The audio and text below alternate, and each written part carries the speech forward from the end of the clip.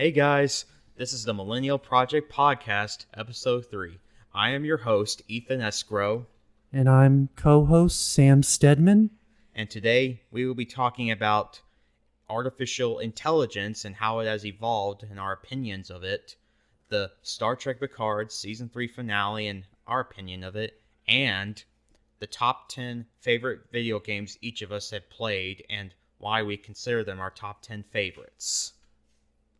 You want to start things off, Sam? Yeah, I can.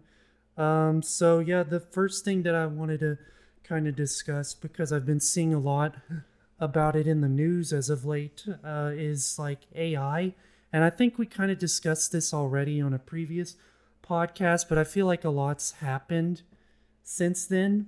And like I just think it's interesting to talk about and interesting to think about, and I'm interested in where this could potentially go one day with this whole AI thing. So I was on Facebook the other day, and apparently there was like this system that they had in Google. They had this AI doing some work, and apparently this AI began teaching itself skills that it wasn't supposed to know. Are you sure this wasn't some social media conspiracy theorist since you found it on Facebook? Well, it was from that website called IFL Science, which is like I fucking love science. So like that website's not really known for like posting like super conspiracy theory type stuff. But yeah, it started teaching itself a language that it wasn't supposed to know. But I read into the story a little bit, and apparently like the precursor system to it knew the language. I don't remember the details exactly. It's been a minute since I read it, but the precursor system, that is Mercury, schnurfling everywhere, by the way. He's really hyper right now. Yeah. But anyway, the precursor system apparently knew this language. I don't think it was a coding language. I think it was a foreign language. It was like which one? Nepalese or something. Nepalese? Yeah, because I think Google works with people in Nepal, and so they use this AI to communicate. And like the previous AI system knew this foreign language to communicate with the Nepalese people. And so like when they switched over to the new system, they didn't need it to know Nepalese or something, but it started teaching itself anyway. Wow. That is unusual, because Nepalese, it's not even that commonly spoken of a language to compare your likes of. Well, I don't know if it was Nepalese, but it was some like South Asian language or something like that. Yeah, it is a rare language if it is Nepalese. I would have expected something along the likes of Spanish, French, German, Portuguese, Italian, or whatever. Yeah, but that's the language is beside the point. What I'm saying is that it's scary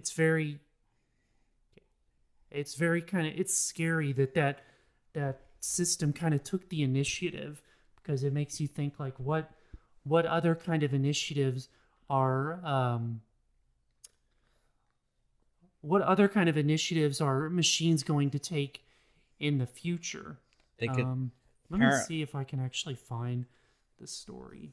I was looking into it recently, and I found that according to a study from ourworldinData.org, AI systems are also increasingly able to determine whether you get a loan, whether you're eligible for welfare, or even get hired for a particular job. Well, yeah, I mean, there's a lot of privacy concerns with AI, and the algorithm that you have on like Facebook and TikTok and Instagram and things like that, it's essentially an AI that looks at what you comment on and what you watch and what you like and things like that. And then it determines like what's the best content for you, what's going to keep you on the website. And it can learn everything about you.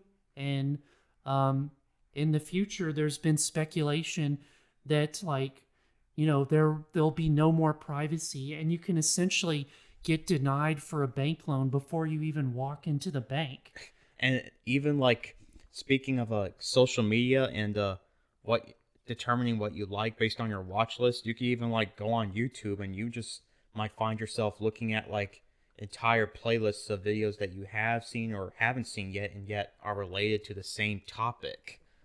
Yeah. And that's why they even determine like what you might see on social media, which products are shown to you in online shops, and they might even generate like images of yourself before you even request to have a photo taken, which I think emphasizes the question of privacy, as you mentioned. Okay. I just looked this up on IFL Science, and it's making me think that maybe AI is starting to evolve a little faster than I think might be considered safe. well, there's already been some politicians talking about like stopping AI development altogether, which I'm not completely on board with stopping AI development altogether, because I do think there are potential benefits to AI. Like, for instance, I do think that AI and robots and stuff can potentially take jobs that no one else wants to do. They could take menial jobs, but the only downside to that is that like you'll have to find a way to pay the people that have lost jobs due to AI. But I do think AI has its benefits, so I don't agree with like stopping. I don't agree with stopping development on it altogether. But I do think there should be some heavy monitoring of Yeah. what they research. Yeah. And even if I think even if we do stop it, I think it's best that we just stop it temporarily, at least until we come to grips with how much it has evolved, and that way we could try at least somehow stay on par with it. yeah. Okay, so I just looked up AI on that IFL website, and apparently I can't find the exact article I was talking about. Um, but some of these headlines are kind of freaky. Um, this AI is writing horror stories, and it's surprisingly good. This one says Google's AI makes its own AI children. What? And they're awesome. But then this one, I think that is Mercury breathing again. Merc didn't introduce himself on the podcast. Merc, say hi to everyone. That is our co-host Mercury, and also our, for all intents and purposes, mascot. Okay, well anyway, he's just chilling right now. So, Google's AI taught itself to become the world champion in backgammon in just 3 days. Wow. It beats 14 out of 15 humans. But then again, things like that don't really scare me as much when AI like teaches itself to like win a game, because like when it comes to games and stuff, it's just basically information gathering and knowing the best possible move in the moment. And like a human can do that, but an AI can do it much faster, and that kind of thing like doesn't really freak me out as much. But I do think it's kind of scary. Yeah, like I said, I do think it's kind of scary to see AI learning skills and whatnot. Hold on, Mercury. Look at my pants. I look like I peed myself. Okay. Anyway, There was something else about AI that I wanted to talk about. Oh, right. So there was this song that was entirely created by AI called Heart on My Sleeve. And Heart on My Sleeve is a song written by Ghostwriter 977. That's the guy that posted it originally, and it's sung by Drake and The Weeknd. And like, I listened to it, and it's actually not a bad song, but it's entirely AI generated. And I was listening to it, and I was like, this thing kind of slaps. Like, it's pretty good. It's like And a mind reader of sorts. yeah, and actually, here, I'll play it for you real quick, and I'll just edit this part out of the podcast because I don't want to get like dinged on YouTube or whatever. So let me see if I can find it so you can hear it. Unless you already heard it. And that brings up another point. It could also write stories of any genre. An example of this is on this app called Genie. I've tried it a couple of times, and I specifically asked for a comedy story, a short story about a guy who tries to like build a relationship but has no luck in doing so, and about a pilot in World War II who goes through a personal growth and development. And it came out pretty good, each story, that I didn't even think I'd be able to write about, even with my experience. I think as it stands now, like AI can give you a good basic template for a story, and then you can kind of expand on it from there.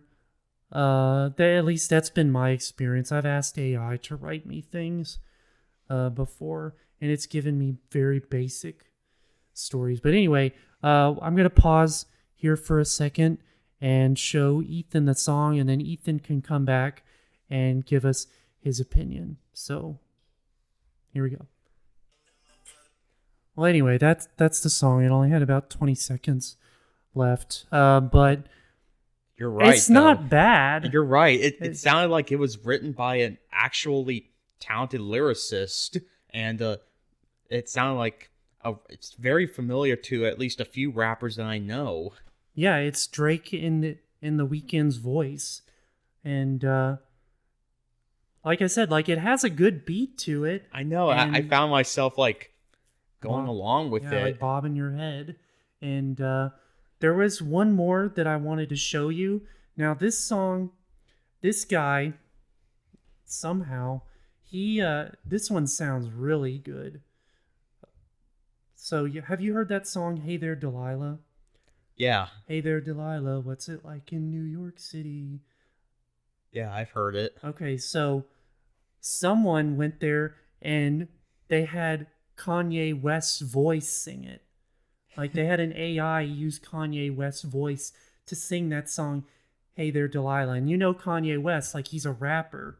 But he's also one of the more controversial ones around. Yeah, well, that's beside the point. That's beside the point. He's a rapper, and here he is singing like an indie pop song.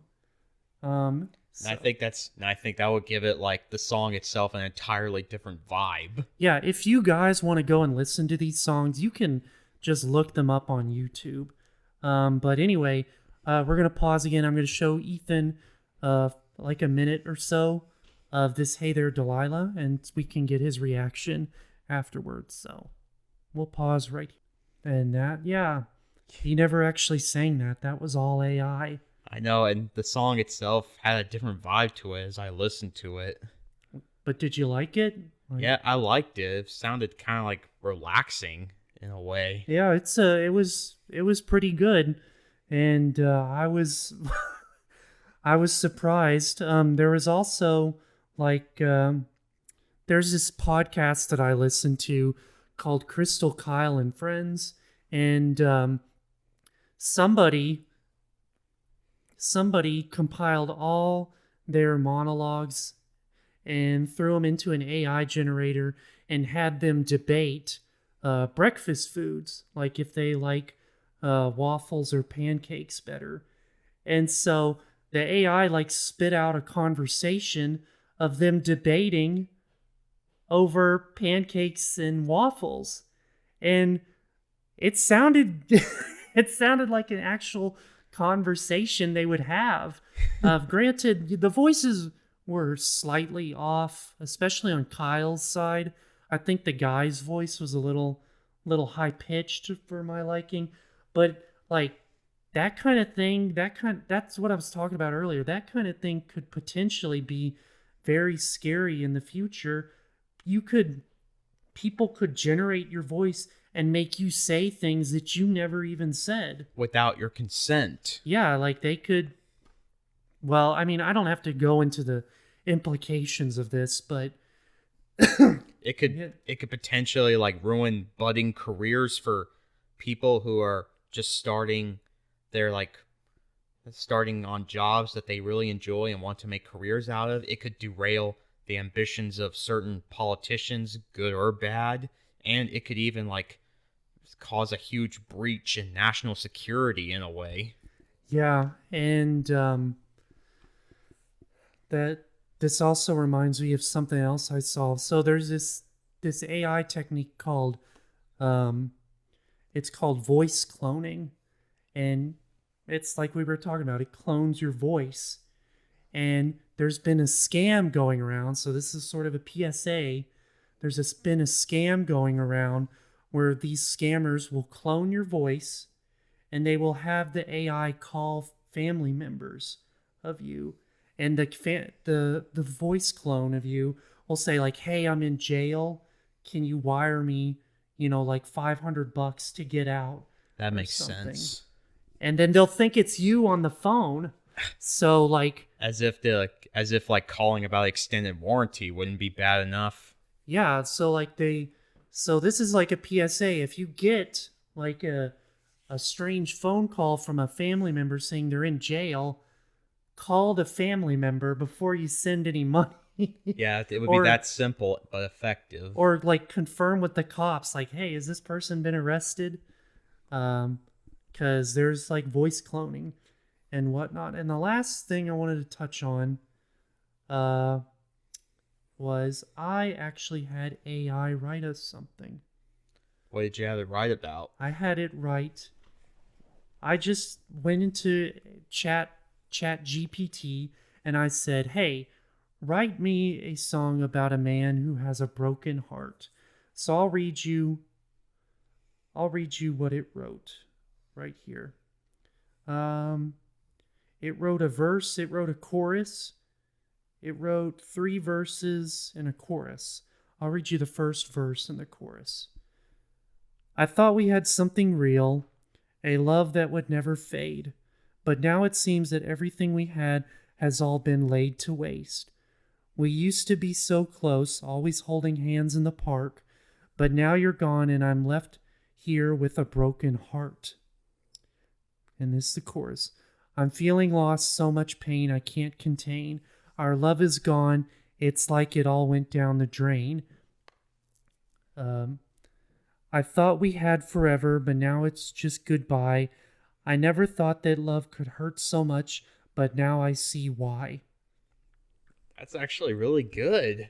I wouldn't have thought of that. Yeah, and the AI wrote that in like less than 15 seconds.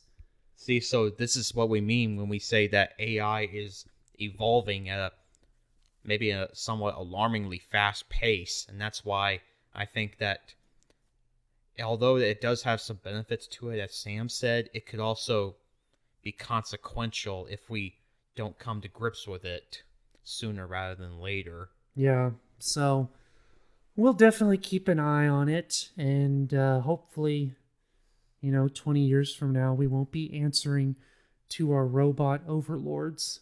Especially if they use voice cloning to impersonate people we know for the benefit of scam artists. Yeah.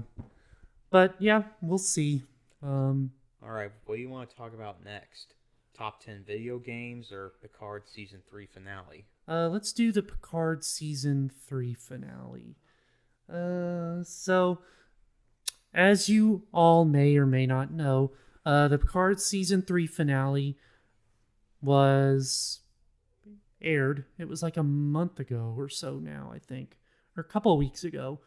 And this is the last season of Star Trek Picard, and I watched some of season one. I watched most of season two. I think I watched all of season two, and then I watched all of season three. And my overall impression of the series was that it got better with each season. The first season to me was kind of bad. Season two was a little better with Q and whatnot, but this season three, this was, this was the ultimate. This was the cherry on top of everything. I thought it was very. It was really good. It was a great send off to the TNG crew. And so the actual show TNG, it got better with each season. Yeah, I mean, I thought TNG seasons 3 through 7 were, prime television. I'm afraid to admit I haven't watched any of the Picard because of the initially unimpressive reviews that it got. And so I wasn't able to get into it. Well, you But can. I did see that screenshot of the TNG crew on the bridge of Enterprise D reconstructed, and to me that gave it a really nostalgic vibe. Yeah, it's season 3 was it was really good. It was a great final journey for the TNG crew. And I mean, a lot of people did not like Nemesis. I thought Nemesis was good for the most part. I don't have any major complaints with it. Me neither. I saw it in theaters when I was 9 years old, and I enjoyed it. And although looking back on it, I do know that it did have some of its flaws, and that on set, the director, I don't remember who it was, Stuart Baird. Stuart Baird. I've heard that some of the cast didn't really get along with Baird, and that they felt that he could have done a better job of it in some ways. Yeah, for sure. But overall, I imagine that since at the time that would have been the final journey of TNG, I thought it was a pretty good closing until the show came along. Well, season 3 definitely outshined Nemesis by far and away. Because spoiler alert, I'll talk about it a little bit. If you're gonna watch Picard, I mean, you can watch the whole series if you want to, obviously, but I would start with season 2 and just go from there. Season 1, maybe just watch a recap on YouTube of season 1, because season 1 just was not good. How did you feel about Seven of Nine joining the TNG crew? She was good. I liked seeing 7 of 9, and I liked her in season 3 better. Obviously, in season 1 and 2, she was kind of a weirdo, but 7 of 9 was always one of my favorite characters in Voyager. But it was good to see her back and taking on a kind of leadership role in season 3. Let me check my notes here pretty quick. So I think one of the really good things about season Mercury, it had a little bit of everything. But what I really liked, I'll just say what I really liked about season 3 of Picard was that it just wrapped everything up from TNG so nicely. And I'm hesitant to go into spoilers because you haven't seen the series. but like it's hard to talk about it without spoiling it because let's just say, well, obviously you already know about the Enterprise D coming back. They find a plausible way to get the TNG crew back on the Enterprise D bridge, and they use the Enterprise D. So apparently, I'll tell you, this really isn't a spoiler that much, but the Enterprise D was taken off Viridian 3, the saucer section. Obviously, Geordi had spent 20 years rebuilding it, and they used engines from the Syracuse for the aft section. This didn't this retcon like Picard's comment from the end of Generations that the Enterprise D couldn't be salvaged in the first place? Well, I mean, technically half the ship was a completely different ship. It was just the saucer that was really the original. So it was like a major refit. Okay. But, that makes sense. and there was a funny line in the show where when they're in the shuttle going towards the Enterprise D, Geordi says like, yeah, I've been spending the past 20 years like rebuilding her, and obviously we can't use the Enterprise E, and everyone looks at Worf, and Worf is like, that was not my fault.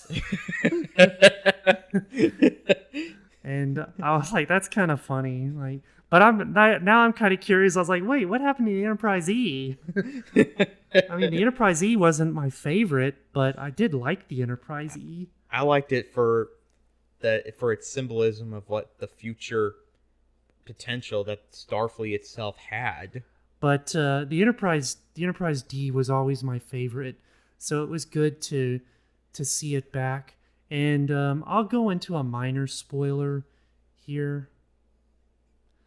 So the Borg are back, and when you meet them, they're pretty much crippled because of Janeway. Because at the end of Voyager, when Unimatrix 1 Yeah. got its neurolithic pathogen passed into it and causing the system within it to disrupt and permanent, perhaps terminal damage Yeah, being wrought Janeway throughout the collective itself. Janeway pretty much fucked the Borg, which is kind of good to see. Yeah, It's like they kind of deserve it. they did, and that probably may have stopped them, perhaps permanently, in its tracks from spreading throughout the known galaxy. Yeah, but anyway, when we meet them in Picard, like they're pretty fucked up, but they have one more really powerful trick up their sleeve, and it almost gets the best of Starfleet. But like I said, you'll have to watch the series to, see what happens, because I feel like it'd be more impactful for you to watch it than for me to sit here and spoil the whole thing. That reminds me, I met LeVar Burton himself at Dallas Fan Expo last June. Yeah. I'm gonna go back to it this year, and I don't know yet if there are gonna be any Star Trek guests gonna be there this year, but if there are, I think I'm gonna go meet them. And Brent Spiner was there too, and I talked with LeVar. He was really nice and open. He even called me like brother when we met. Oh. And I told him about how I enjoyed his work and grew up on it. Yeah. And he even encouraged me to keep an eye open for Star Trek Picard and see how it turns out. Yeah, you gotta obey. Do as he says. I mean, yeah, he's a legend and a sci-fi alumnus, but yeah. Anyway, I just thought I'd add a little fun little side note to that. Geordi plays a big role in season 3 of Picard, and it's good to see him back in it. And I'm sure you saw Data comes back as well. Albeit as before, right? Well, it's a little more complicated than that. But Merc, what are you scratching at? so anyway, let's get into our final topic. Which is top 10 video games each of us have played. Yeah, so we'll do your top 10 of all time, and we'll discuss for each one why you chose those. But this list was really fucking hard for me because I had to think big. Like all the video games I've played in my life, if I was stuck on like a desert island and I could only bring 10, what 10? That would have been a huge dilemma for me too, because I had to think harder than I initially thought. Because there have been so many good video games I played throughout my life, and frankly, I felt like I would be doing at least some of them a disservice if I didn't include them in my top 10. But anyway, with that in mind, I'm going to go ahead and list off my top 10. All right, so let's start with number 10 and why. All right. Sorry. Okay, so Number 10. number 10. Star Wars Episode 3 Revenge of the Sith, which we played on PS2 when it first came out in 2005. Oh yeah, I have that on the Xbox now. Same here, and I enjoyed it because I thought it really tied in with the movie pretty well, as it showed like some of what basically happened within the movie that we didn't actually get to see on screen.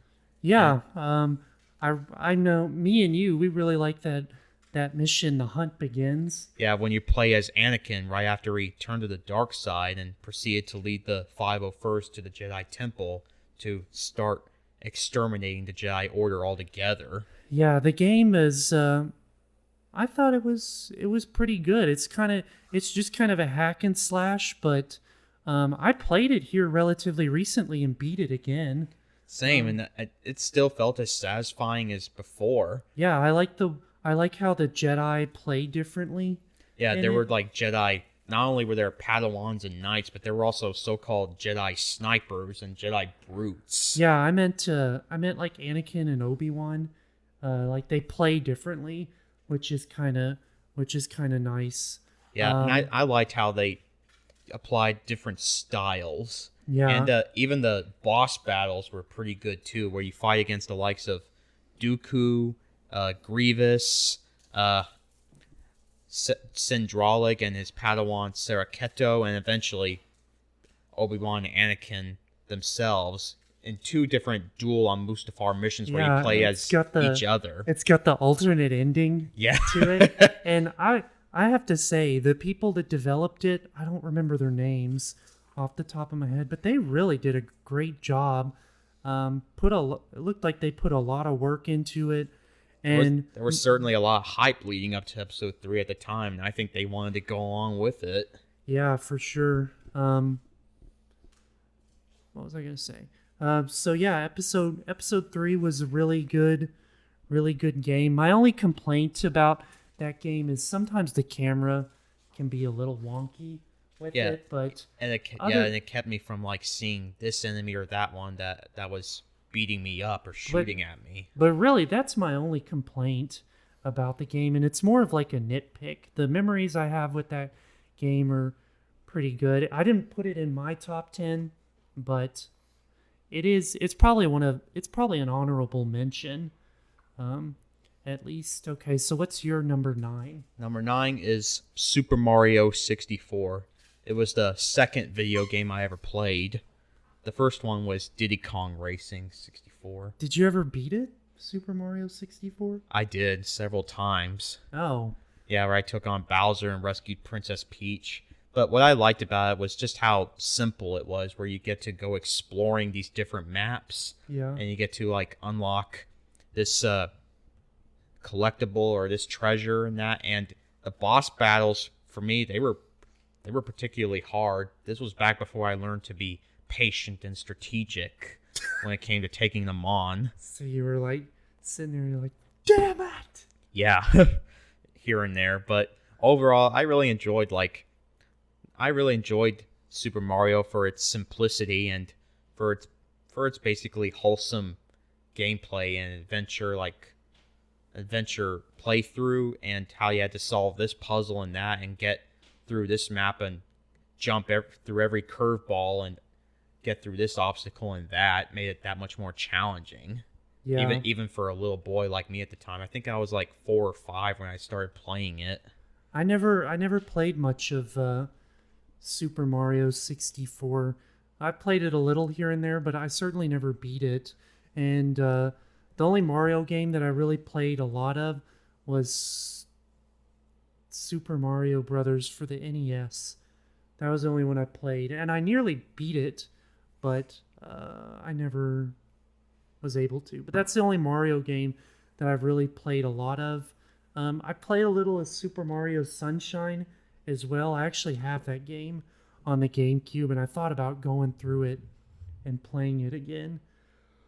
But I haven't gotten around to it just yet. So what was your number 8? Dead Space. Oh, yeah. Yeah, that is by far the scariest game I've played so far. So are you talking like the remake, or are you talking the original? Both. Well, they're a little different. I know, the original, it was good when I first played it. It kept me on edge. Okay, but if someone was like, you got to choose one, you can only play one of them for the rest of your life, you choosing the remake or the original? I'm going to go with the remake. Yeah, I agree. Yeah, because like it really kept me on edge. The graphics, the improvements on the graphics were spectacular. It especially made the necromorphs scarier to look at, and even the corruption that went on throughout the Ishimura made it more realistic, and even made the gameplay that much harder, more challenging. Yeah, I beat it already. Did you beat it yet? I'm still in chapter 7 dealing with the neurotoxins. Or I'm stuck right now. I'm taking on the Leviathan. Oh, right. Yeah, I hated that part when I played the original. Because you had to like time the parts when the tentacles of the Leviathan came out at you, and you threw like the fuel canisters and stuff at it. Yeah. And while also dodging those like poison balls or whatever they were. Oh, yeah. The like venom sacks or whatever. Yeah, venom sacks. Anyway, it's from as much as I enjoyed the first Dead Space, the remake was like maybe twice as good now. Yeah, the remake was really good. I'm playing through Jedi Survivor right now, but I thought about going back and playing through the New Game Plus for Dead Space, the remake, because I really enjoyed it, and I think they made the game a little harder. Yeah, I think so too. Honestly, I think they made the necromorphs not only like harder to kill, but also quieter as they sneak up on and ambush you. Yeah, I don't think I listed Dead Space. I've also started playing Jedi Survivor recently, and frankly, it's quite a challenge, and to me it's also a great puzzle game. And right now I'm stuck on that one planet where Cal meets up with Grease, and I'm exploring that underground Jedi temple from the High Republic era. Oh, right. And I'm having a hard time like navigating through the temple to get up top of it to find the forest array. It could be also because I have it on maybe a level that's higher than my current skill right now. I think I might take it down a notch, at least until I get through it. Yeah. And okay, so number 7. Yeah, what's your number 7? Is the original Star Wars Battlefront from 2004. What? My number 8 was Dead Space. I just realized. Oh. And then my number 7 was also Battlefront 2004. Well, it was that good when it came out. Yeah. And it came out around the same time that the first trailer for Revenge of the Sith did. And I think that really got us into the hype for it over the next 6 months as we waited to go see it. Wait, you said Battlefront 2004? Battlefront 2004, yeah. Okay. Yeah, that's the one I chose too. I chose it just because like my mind was blown when it came out. Like I get to play as like a stormtrooper. You get to play as a rebel, as a clone trooper, a battle droid, super battle droid, yeah, and a rebel, and even as a Wookiee. Yeah, and you got these huge open maps, and you can fight the battles any way you want to. And I remember you and I, we like to play on Hoth, and then when one of us plays as the Imperials, I always just get in the AT-AT the whole battle. And you just started obliterating everything that got in your way. And that was that was always a whole lot of fun. Yeah, and I always also like to play on Bespin Cloud City because of on the balconies you get like a stalemate down this hallway, you get sniper action from this balcony, and I also like to play on Rinvar Harbor because of the like wide open terrain and ancient temples you get to fight in, and then even in an ice cave of sorts. Yeah, those are all three really really good maps, and I did enjoy Battlefront 2005 Same as well. because you get to play as a Jedi or Sith or any hero from each era. Yeah, Battlefront 2005 really I played just, it again yesterday and to celebrate May the 4th belatedly, and I enjoyed it. Yeah, it's they're both really really good games. I think they're better than the newer ones. Um, Yeah, because I enjoyed them for the nostalgic feel of it. And I think we were at a good age when it came out. We were 11 or 12 when they did, so it made them that much more fun. yeah, for sure. So, okay. So what's your number 6? Ace Combat 5: The Unsung War for the PS2. Okay, I know nothing about this game. So Well, why'd you choose it? because, as we all know, I am an aviation enthusiast and aspiring pilot, and at some point before my teenhood, I discovered the Ace Combat franchise, and I started playing it on its sixth game on the Xbox 360, and I enjoyed that, and from there on, I branched out to the other games of the series. And of all of them that I've played, I think that Ace Combat 5 was the most epic. Not only just simply because of its gameplay, but also because of its fantastic score and impressive and memorable characters and their developments, and even the storyline behind it, meaning that the story wasn't as simple or straightforward as you might think it is. You said it was Ace Combat 5. 5, The Unsung War? Yes. Ace Combat 5, The Unsung War. I should sit down and maybe play one of those games. Which one would you recommend starting off with? I would start with Ace Combat 4: Shattered Skies for the PS2.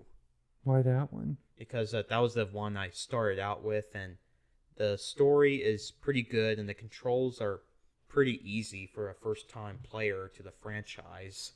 And the missions are both fun and a little bit challenging, depending on what skill level you play it at. Okay. So what is Ace Combat 5, The Unsung War? Like, what's the story behind it? In the alternate world called Strange Real, the country of Osea is just got into an open war with Utubania, despite the fact that 15 years earlier, during the Big Balkan War, which was similar to World War II, Osea and Utubania were allies. And it's up to the squadron of Osean fighter pilots led by the player character to basically reluctantly, albeit, fight against the Utubanians, but along the way they begin to discover some things that basically lay beneath the surface, and they show that the war being fought is not as clean cut or simple or straightforward as it's made out to be, and that there's a whole conspiracy behind it. I won't go into details right now because it would be a major spoiler. Oh, okay. Well, yeah, I'll take some time to check it out. I just have to get through my game catalog right now. Okay, so let's see. What's your number 5? Secret Weapons over Normandy. Of course. Yeah. Again, it's a aviation game, but it's a World War II based game that really got me into the World War II aviation. I started playing it when I was 11 years old, and to me, it was just so much fun. It was made by LucasArts, the same company that made a lot of classic Star Wars games, but they decided to take it a step further and make a World War II aviation game for themselves. And Yeah, can't you even play as like an X-Wing in the game? as a TIE fighter, yeah, in the dual or multiplayer section. And other than that, you get to fight in different theaters of World War II, flying various aircraft from both sides, and you kind of like get an idea of what it was like to fly them. Albeit it was kind of simple, but it made it that much more fun. And as you play each mission and every like side mission, you get to upgrade each plane that you unlock, and you even get to unlock like rare aircraft that are like jet or rocket powered that were flown by both the German forces and the Allied forces.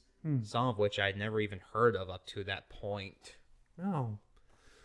Okay. Yeah, I mean, you and I had played the multiplayer a few times. Yeah, and we would bomb Dunkirk every time. Yeah, we'll have to do that again sometime soon. It's always a good time. Okay, so that was your number 5.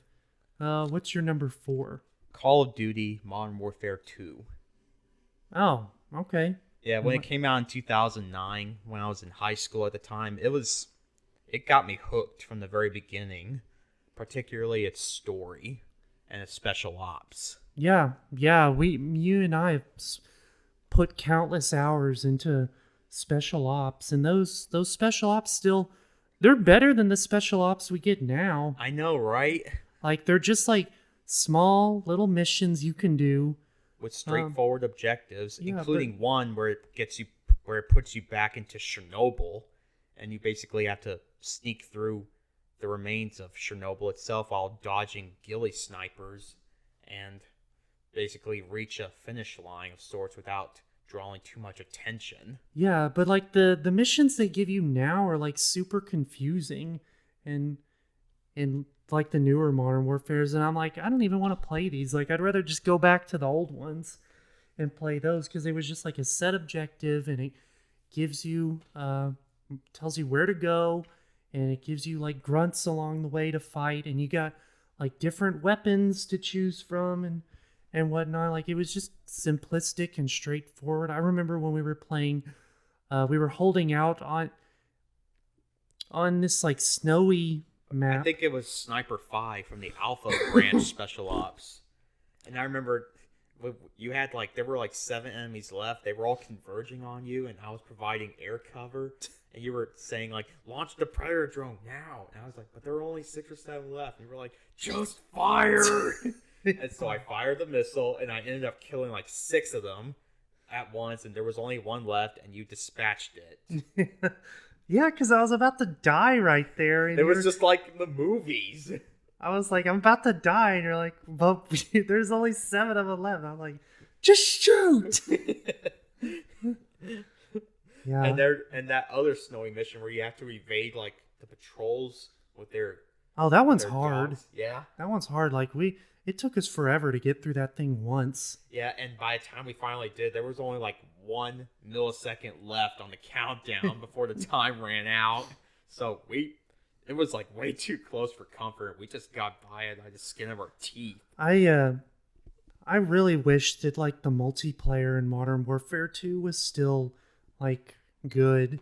Was still like it was back in the day, because Modern Warfare 2 really had the best multiplayer, I think. But nowadays they're just throwing out cash grabs and other features in which you have to pay to win. I find the newer multiplayers it's okay, but it's too convoluted, you know what I mean? You have to buy a battle pass, and you gotta buy a battle pass, and then there's 30 freaking ways to unlock a gun, and it's why can't I just level up and unlock the gun after that? And then they got all these different skins and whatnot. It's just it's too confusing for me. I don't know, I already paid money for the game. Why do I gotta pay more for a skin or a gun or something like that? I don't know. I just think it's fucking stupid. So what's your number 3? Star Fox 64. Wait, did you say your number 4? That was my number 4, COD Modern Warfare 2. Okay, what was your number 3? Star Fox 64. Okay. Why this one? It was another early video game that I played, and I enjoyed it for its gameplay and for it introduced me to the Star Fox franchise, which is considered a classic in Nintendo lore, and it kind of like I enjoyed like the character development and the backstory to the game itself and how it spawned off a few other games like Star Fox Assault, which we also enjoyed as kids. Yeah. But Star Fox 64, even though it wasn't the first game of the franchise, it was what introduced me to it. I even played the original Star Fox 64 on SNES later on when I got a chance to do so, and I saw how good it was and how it became so popular in the years since. Yeah, I don't think I ever played much of Star Fox 64, but I did enjoy Star Fox Assault. Yeah, the gameplay on that was action packed and it was simple, and the objectives were clear, and it also like allowed you to either fly an R-wing or fight on foot, and even drive a Landmaster.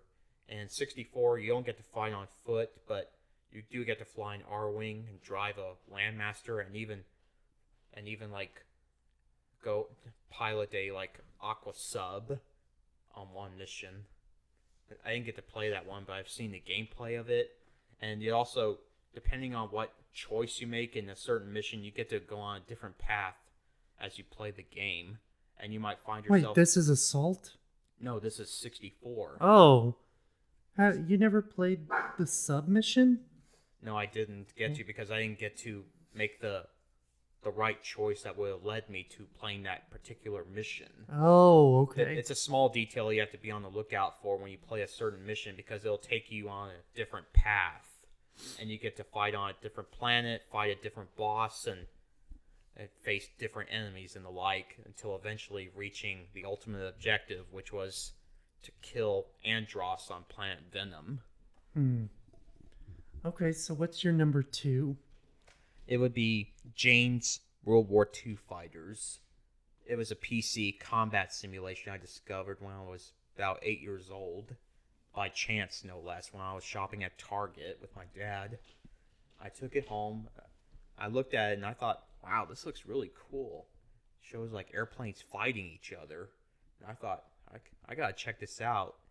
And so I did. And although I didn't do too well at first, as I often crashed, but eventually I came to grips with it and I started playing the game more and more. Like every time I came home from school, even, I found myself doing better each time, shooting down this plane and that. And along the way, I studied the planes themselves and watched these videos with actual footage in them that taught me like what these planes were, what they were used for, and how they impacted World War II itself. And it was also the game that introduced me to World War II. And from then on, it was a life-changing thing for me because it really got me into history, into military aviation, and that's how I developed my interest from that point. Because frankly, looking back on it, if I hadn't discovered the game when I did, I don't know what path my life would have taken. Yeah, I never even heard you mention that game, I don't think. I think I've showed you before when we were kids. Oh, maybe. It may have been a long time ago. Yeah, perhaps. But anyway, that's what really got me into military aviation, and it became a bit of a lifelong passion for me. Okay, so what's your number 1? Number 1, Star Wars Rogue Squadron. Another aviation type game. Well, this game is significant for me because it introduced me to two things. One, the original Star Wars trilogy. I was first introduced to Star Wars via The Phantom Menace when my dad took me to see it in theaters. And two, it introduced me to fighter piloting itself. And to me, the game made it look like the coolest job ever. Yeah. And when I played the game, it really like put me in the cockpit of an X-Wing, A-Wing, Y-Wing, whatever. And it took you like different planets where you get to shoot down TIE fighters, destroy Imperial walkers, and even like it introduced me to the likes of Wedge Antilles, Bobby Cleveland, Wes Jansen, Dak Walter, and other Rogue Squadron luminaries, and it was what eventually led me into the original trilogy when my parents let me watch A New Hope shortly afterwards when they saw how much I was enjoying Star Wars. So this in turn was both a favorite life-changing game and a bit of a stepping stone for me in my growth and development as I began to like and appreciate science fiction. Okay. Yeah, I never played much of Rogue Squadron. I mean, obviously I played it here and there, and I played Rogue Squadron 3? Yeah, there was Rogue Squadron 2 Rogue Leader for the GameCube, and after that there was Rogue Squadron 3 Rebel Strike, which was also on the GameCube, which we both played. Rebel Strike was the one that I've played the most of, but I never played... I played a little of Rogue Leader, but I don't think I played much of the original at all. Yeah, Rogue Squadron was pretty much what started it off for me. I started playing it when I was maybe 6 or 7 years old. Oh. So yeah, it was again another life changer moment for me when I started playing it. Cool. So that was your number 1. And that was my top 10. So shall we go with yours? No. This is the end of the podcast. I never want to talk to you again. Wow. Okay. My top 10. So, like, I really had to think here and think of all the games I've played in my entire life. Like, what are my top 10? And it was really hard to narrow this down. Luckily, though, a couple of years ago, I posted a post on Facebook listing my top 10 favorite video games, and I did go back and look at that list, but I changed it a little bit. So, here we go. Number 10, Dig Dug. Dig Dug? Dig Dug. Haven't heard of it. What is Dig Dug? Dig Dug. It's the classic 1982 Atari Namco game. They got it at like the arcades and whatnot. I'm pretty sure you've seen me play it before. At like Free Play? Yeah, like Free Play. Because I remember I was introduced this game here. Oh yeah, Dig Dug. I did see that at Free Play, but I don't think I actually played it. Well, it's one of my top 10 favorite video games of all time because I remember being introduced to it at the age of, like, I was probably like 5 years old or whatnot, and I'd just sit there for hours in front of the computer playing it. And admittedly, when I first started playing it, I wasn't very good at it, but, you know, as time went on, I got pretty good at it. So definitely Dig Dug, because I just like the music in the game's really good, and the nostalgia from the game's always fun, and it's just a unique game that involves strategy, and it was just a fun game. All right, so my number 9, Red Dead Redemption. Oh yeah, that's a good one. From 2010. The first one, because I did like the second Red Dead Redemption, but I chose the first one just because, like, the first one was a little more simple and, like, less, it wasn't going so much for realism, it was more focused on the fun, and I really enjoyed going around the open world of the game and doing all the side missions and, you know, shooting up towns and causing chaos and,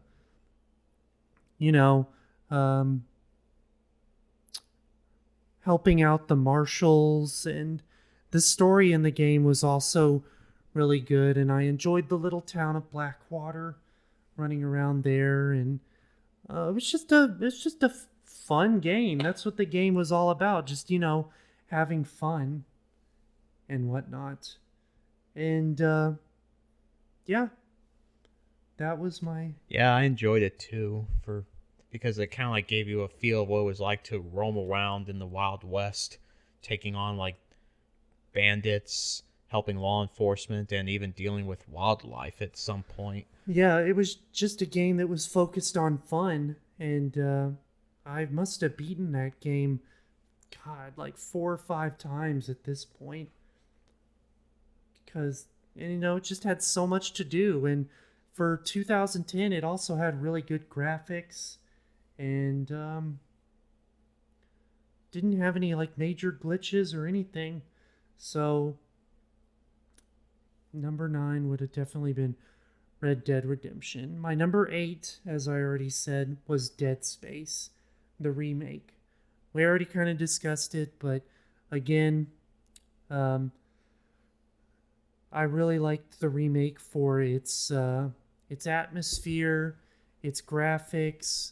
The necromorphs were scary as ever, and it's just a good, fun survival horror game. Yeah. And it kind of like, to me, it also, as we discussed earlier, I'd like to add that it kind of like highlights the horrors of what could happen when exploring deep space.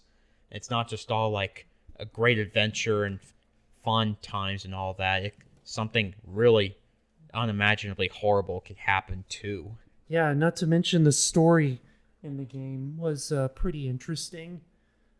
But yeah, Dead Space is in there. And then again, my number 7 matches up with yours, Battlefront 2004, which we discussed already. My number 6, KOTOR, Knights of the Old Republic. It took me a minute to get into this game, admittedly, but once I did, I was all in. The story is super fascinating. Gameplay is a little dated now, but it's really all about just the interactions in that game and, the open world in the game and like being able to travel to different planets and running into all these interesting characters and choosing how you want to approach situations and choosing what kind of Jedi you want to be. Do you want to be bad? Do you want to be good? Do you want to be somewhere in the middle? Like, it was just a lot of fun. It was a lot of fun to play, and it's kind of a shame that the remake got canned, but yeah, I really enjoyed it. I was gonna say that KOTOR, I tried to get into it, but it took me a lot of effort to go along with like making this decision and that, and to basically contend with this enemy. But it also, what it did for me was it introduced me to the Old Republic era thousands of years before the movies took place, and that made it more interesting, and what got me into like looking into Star Wars history from the perspective of the expanded universe. And Yeah. and it also, while playing it, it made Revan one of my favorite Jedi of all time. Favorite Sith? Yeah, and Sith too, but regardless. Okay, so my number 5 is Civilization 5. Why is that? I've spent countless hours in that game, and I just get an immense pleasure from that game when it comes to building up your nation, building up your military, dealing with trade and dealing with other nations, expanding your borders. I feel a sense of satisfaction when you're looking at the world map and you seeing your territory slowly get bigger, and then just taking over other countries. And I feel like every time I build up my empire with this city and strengthen my military and my economy and all that, I feel like I actually accomplished something. Yeah, you get a deep sense of satisfaction when it comes to like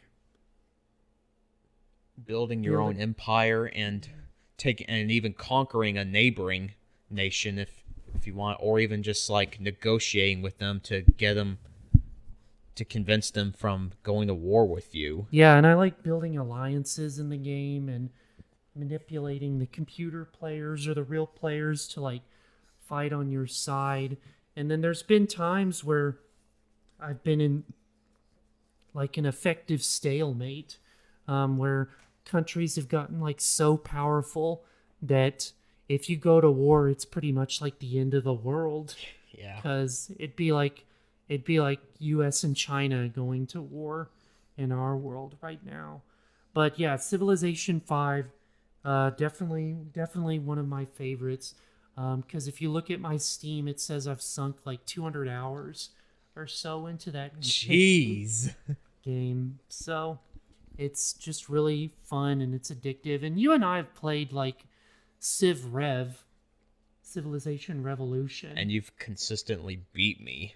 But Well, I think it's because you have more experience with that kind of gameplay than I do. Civilization Revolution is a good game for the consoles, and it's a more simplistic version of Civ 5. But Civ 5, I think it's pretty easy to learn, for the most part. But Civilization 5 definitely is up there in my top favorite games. There's been times where I've just sat down, woken up, played the game, had lunch, played some more, had dinner, played some more, and then just went to bed. So it's kind of like your kind of World of Warcraft. I guess, to some extent. I never played World of Warcraft. Me neither, but All right, so number 4, Quake. I was trying to think like what shooter, what like first person shooter I wanted to throw on there, and I think it's the original Quake from 1996. I do like the new Doom games. The new Doom games are really good, but the atmosphere in Quake, the nostalgia from Quake, the gameplay in Quake, everything's just so fine-tuned. Like, it's really hard to say anything negative about Quake. Like, it's just a simple, fun shooter. And like it's on the Xbox Series S. yeah, I've played some of it, and even though I hadn't played it when I was younger, I played it fairly recently, and I found the gameplay was pretty satisfying, and how you like basically have to contend with the gameplay itself, and you have to like stay on your toes throughout the whole thing because you could find yourself like surprised by an unseen enemy, and you have to like watch the environment too because you could just fall into a lake of lava and such. Yeah, like it's not an easy game by any stretch of the imagination. Like, you see all these like Call of Duty pros now. I guarantee you some of them would probably get shit on. They when would when it comes to Quake, because it took me a while to beat the game. But I probably first played that game when I was maybe like 5 or something, and I remember it scaring the shit out of me back then. But I really enjoyed playing it. I like the gothic atmosphere. I like the guns. I like the monsters in the game. There's just nothing negative to say about it. The subsequent Quakes, like Quake 2, Quake 3, also were pretty good games. Quake 2 was pretty fun. Quake 3 I liked, but it was multiplayer focused. But yeah. Alright, so my number 3, The Last of Us. Yeah. I know you keep singing its praises, and I've seen the gameplay for it, and I can understand why. Yeah, even though I haven't played it myself because I never got a hold of a PS4 or 5. But when I decide to, I'm going to definitely play it. Yeah. Last of Us, it's got the very realistic combat.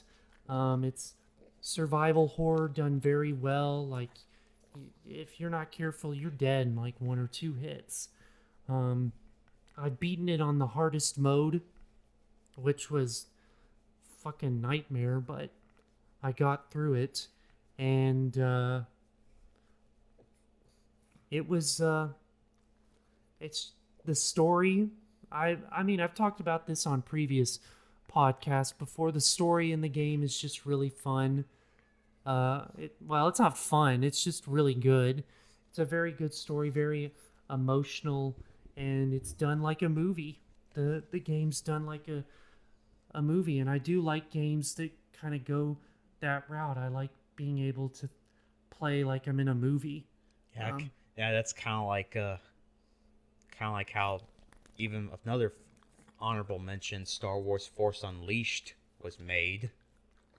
well, yeah, but I think The Last of Us definitely gave it that movie aspect Yeah, a because little and bit I've seen the better. graphics of it. It makes it look like you're actually there. It's just that realistic. Yeah.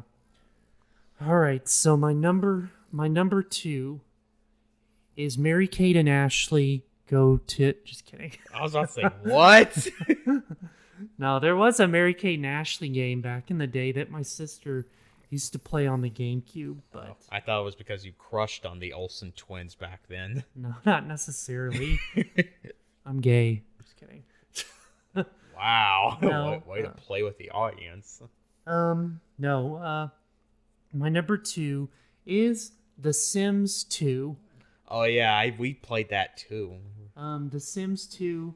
I just like the game because, for one, I put a lot of hours into it, and I like being able to like just build my own life in the game. Have a house, have a wife, have a couple kids. Have a job, and then as you earn more money, you can move into nicer houses, and you can pretty much do whatever the heck you want. There's no like set objective in the game. Yeah, it And kind of like looking back on it, it kind of like gave me an idea of what it's basically like to live like a young adult as we are now. and yeah, you can just like cause like family drama. Like there's been times where I've like had my wife like cheat on me as I went to work, Wait, or like seriously? vice versa, or like we're both cheating on each other. And then I'm like, okay, I'm tired of this relationship. I'm gonna have one of them get caught doing it, and then causing family drama. And I've even had like generational Sims where like I've I've had the child grow into old age, and have the child have kids, and then like play as those kids, and then those kids have kids and whatnot. Like I've played generationally I in the didn't know you game. could do that. I Yeah, forgot about that. yeah, you can have generational Sims. And yeah, The Sims 2 is just a really fun, Lifelike. fun game, and it's just a fun game to chill with if you don't have much to do. And the expansion packs in the game were a lot of fun. Like University and Nightlife were my favorites. I like the wacky situations in The Sims. Like you can get like abducted by aliens or something, and And you could have the Grim Reaper come knocking on your door. yeah, you can get bit by a zombie or a vampire in the game, and then have to if you I've had like vampire Sims, um, and they can only come out at night. Like they have to sleep during Well, the yeah, that day. makes sense. Um, so that it's kind of difficult to play as a vampire sim. I've had some of my vampire sims get killed, and then I've had sims like run into ghosts of ancestors and whatnot. And yeah, all around just a really fun, chill game. Um, all right, so my number one, I had to rack my brain for this one. My number 1 is Roller Coaster Tycoon. Roller Coaster Tycoon from 1997. I remember getting it when I was maybe 6 years old, and watching my dad play it. And pardon the noise. Yeah, there's Some, neighborhood kids playing outside. yeah. But why Roller Coaster Tycoon? I just I think of all the games I've ever played, that's one that I've sunk the most hours into in my entire life. I just liked building I just liked building a theme park. I liked planning it out. I liked, finding unique ways to build out paths and, building little areas of the park, having different themes for the park, managing the budget. I liked building roller coasters, of course. Did you were you able to cause chaos with them, maybe cause them to derail or something? Yeah, I've definitely killed some of my guests before. I've had just a roller coaster just launch them into the air and have them crash into the ground. And then that hurting the PR at the park, and then the guest population just going downwards. Cratering, that's the word. I've had the guest population just crater after someone gets killed at the park. I've drowned my guest. Wait, how? Putting them underwater? You just drop them into water. Oh. Or something. And Roller Coaster Tycoon. I played some of the second one, which is similar to the first one. And then I played a little bit of the third one, but I couldn't get into the third one as much. But yeah, Roller Coaster Tycoon, the original, it's just such a fun